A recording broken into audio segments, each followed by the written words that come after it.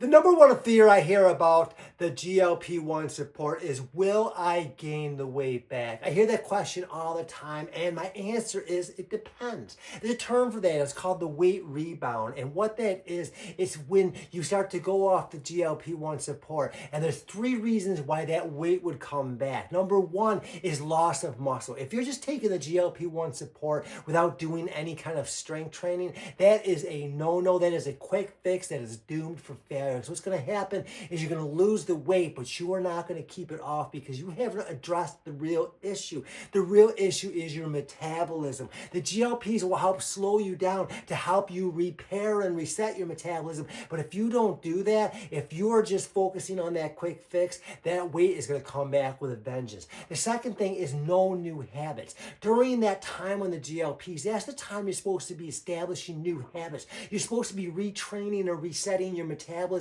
retraining and resetting your body so that you start to burn more fat, you burn more calories. And again, if you're just taking the GLP and you're not doing the other things like drinking enough water, focusing on stress management, focus on sleep, that weight's just going to come off. And last is no plan.